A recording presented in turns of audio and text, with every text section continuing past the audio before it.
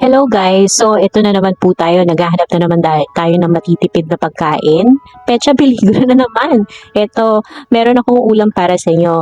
Ang version ko ng tofu sisig. So, less than 100 pesos lang ito. Meron ka ng masustansya at matipid na ulam. So, makikiluto tayo sa pinsan ko. At wala akong kusina dahil nagre-renta lang ako ng kwarto.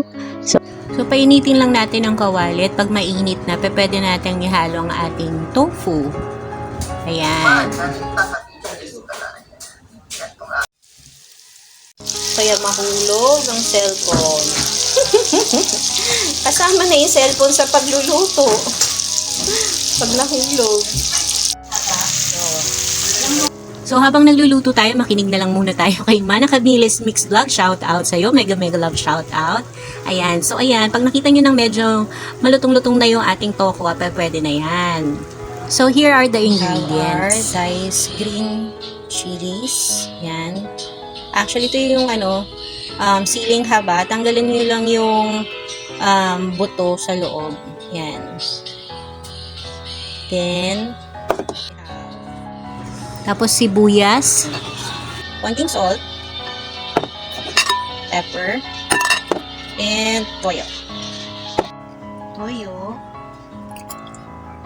Okay. Simutin natin yung sibuyas kasi malang sibuyas. Isang sibuyas lang ginamit ko dyan.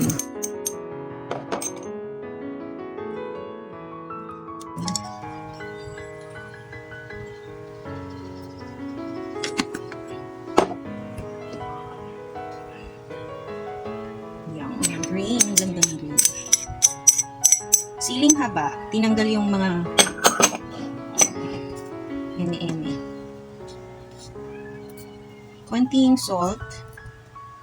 Yan. Tapos paghaluin na natin siya.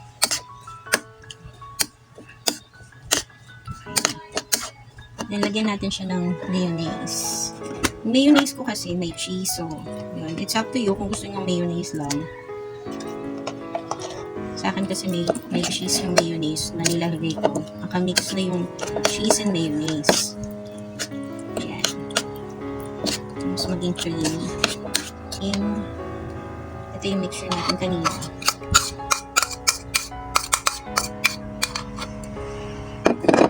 And haluin natin. Haluin natin. If you feel like you want to add more mayonnaise, pwede din. Lagyan nyo pa ng mayonnaise.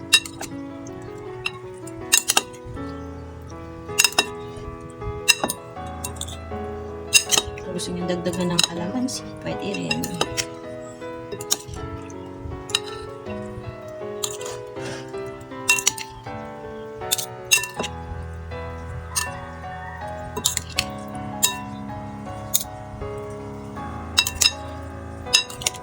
Super easy, super tipid, and ayan, swak sa budget kapag nagtitipid ka.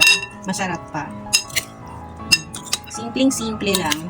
Napaka-healthy kasi tokwa siya. Walang baboy na nilagay.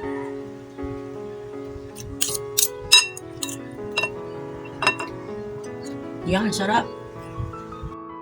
Kung gusto niyo maglagay ng pero sa mga may gusto ng baboy, chicharon alternative. Murang-mura pa. Ito, nabili ko lang ko sa may palengke. Bulitin nyo lang ng ganito para merong konting crunch and dagdag din sa flavor ng sisig nyo. Diba?